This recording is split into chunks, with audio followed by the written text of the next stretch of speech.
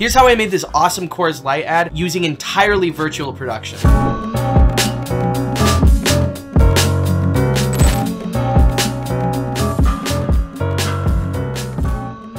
I recently got to work on a Coors Light promo featuring Vo Williams in his song Ready Set, and it's the hype song to hype everybody up in front of basketball games. So we shot this entire thing on green screen, and the reason is because I really wanted to create this really awesome digital arena that's Coors Light themed, and it's filled with audience members and with lights swinging around, and the problem is you would have to do that all digitally because that idea is so out there. So this commercial was shot on the Sony FX3 on the DJI Ronin RS2 with the Sigma 24-70 f2.8 lens. I wanted it to be very simple in terms of the shooting of it because everything's going to be super complex later.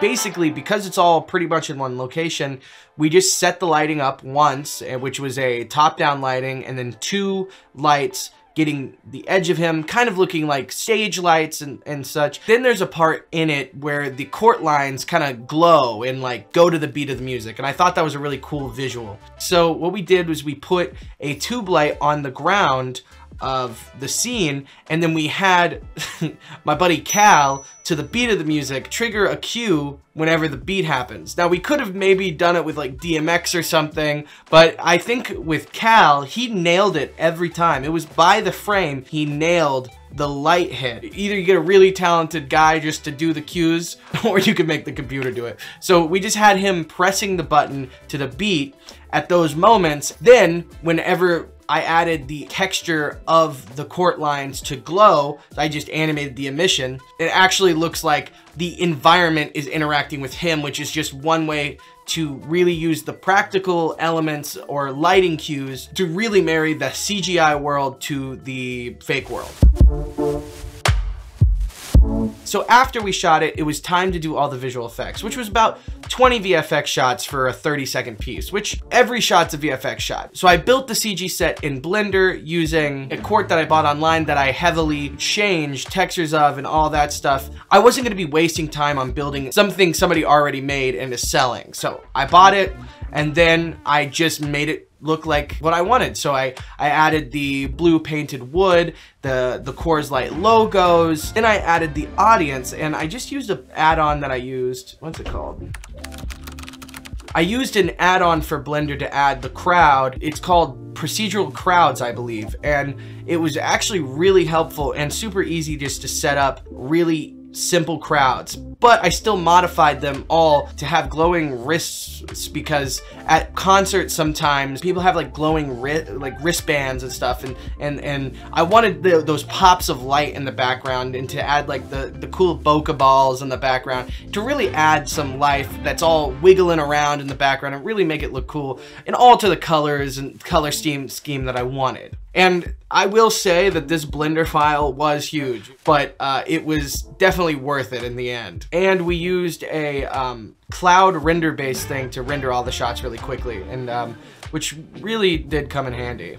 And shout out to Santino, who was the other person helping me do VFX. So it was just a 2-man crew getting these shots done in a week's time, and it really helped. Thanks, Santino.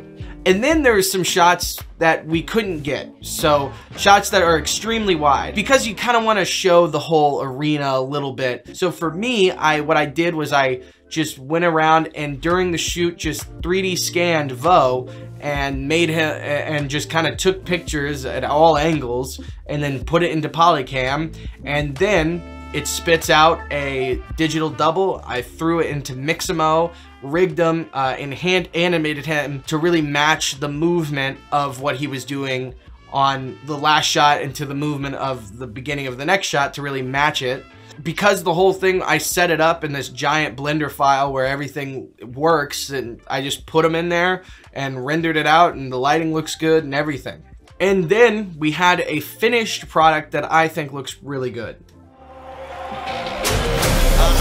taking off and ain't no counting down. About to run 100 laps around the speed of sound. I dug into my spirit and look at what I found. The element, the fuel, to lift off the ground. Here we go. If you with me, let me know. Fired up, and my level never low. Here we go. Yeah, I feel incredible. Ready, set, ready, set. know this the moment you've been waiting on. I think it's really cool that we can do stuff on green screen and do really cool things like the big guys do, but for not even any bit of the cost that a big production does. And I think for indie filmmakers, techniques like this, if you learn the technical, or at least have people that know visual effects, you can do things that Hollywood can basically do, or you can make commercials that, you know, people are spending millions of dollars on and make something that competes with it. And I think that's really cool, and I think kind of the whole scope is changing. So thank you for watching. Please remember to subscribe, like, and comment. Check out my other videos. I make a lot of short films, and I'm making a little bit more tutorials now. So stick around. There's a couple other videos. Go watch those, and I'll see y'all in the next one.